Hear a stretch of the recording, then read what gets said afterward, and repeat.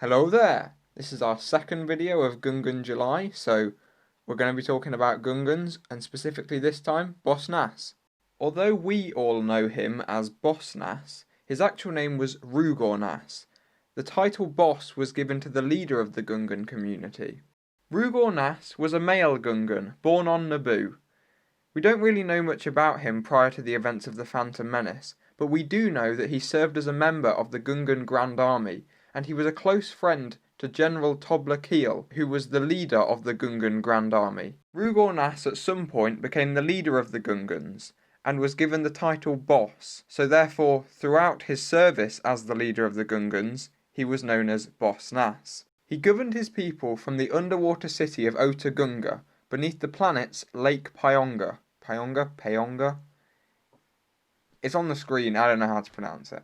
We don't really know what his duties involved during peacetime before the Phantom Menace, but we do know that he was responsible for banishing Jar Jar Binks for crashing his personal Hey Blibber submarine. Boss Nass also thought that the Naboo, who are the human people living on Naboo, were arrogant and condescending towards the Gungan people. This was largely due to a difficult relationship between the Gungans and the human people living on Naboo prior to the events of the Phantom Menace. 32 years before the Battle of Yavin, the Trade Federation invaded Naboo.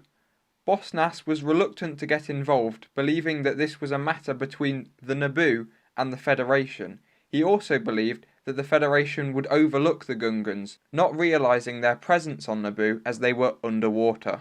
However, under the influence of a mind trick from the Jedi Qui-Gon Jinn, Boss Nass did agree to help the Jedi Qui-Gon Jinn, his Padawan Obi-Wan Kenobi, and Jar Jar Binks reach the city of Theed, which was the capital city of Naboo, for the humans of Naboo. He agreed to lend them a Bongo submarine and told them that the speediest way to get to Theed was through the planet's core. Despite his initial refusal to get involved in the conflict between the Trade Federation and the Naboo, the Trade Federation soon turned its attention to the Gungan cities, including Gunga, leading to an evacuation of the city Gunga. The Gungans travelled to what was known as the Gungan Sacred Place, which is all it's ever called in canon. Later on, the Queen of Naboo, aided by Jar Jar Binks and the two Jedi, Qui-Gon Jinn and Obi-Wan Kenobi, sought out Boss Nass in the Gungan Sacred Place in an attempt to forge an alliance with the boss. Boss Nass was eventually convinced by Queen Padme Amidala to join in the effort to assist the Naboo and the Jedi in expelling the Trade Federation from the planet. This event was a great turning point in the relationship between the Naboo and the Gungans. To honour Jar Jar for his role in bringing the Naboo and the Gungans together, Boss Nass made him Bombad General of the Gungan Grand Army, whose job it was to divert the Federation's army away from Theed during the Battle of Naboo. After their victory over the Trade Federation, Queen Padme Amidala, on behalf of her people, gave the Gungans, represented by Boss Nass, a Naboo relic known as the Globe of Peace, as a symbol of the accord made between the Gungans and the Naboo, symbolising the newfound friendship between the Naboo and the Gungans. Rugor Nass's tenure as boss ended at some point before or during the Clone Wars. He was succeeded by Boss Leone, and at the end of the Clone Wars, he was present at the funeral of Queen Amidala, or Senator Amidala, during the Clone Wars. And that's really all we know about Boss Nass in canon.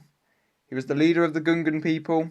He was there and responsible for the unification of Naboo, basically, but we don't really know what happened to him after Episode 3. I would imagine that the Empire didn't really look favourably upon Gungans, as they were often elitist against all species other than humans. But yeah, we don't really know what happened. Let me know what you think should have happened to Boss Nass in the comments, or tell me anything else in the comments. Remember to like the video, subscribe to the channel.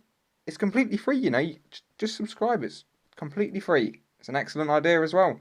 And there's a load of other videos I've made. There's one in the bottom left right now, which you could give a click, support me, show your appreciation to YouTube for finding you that excellent video, and that's about it. Thanks for watching. Bye!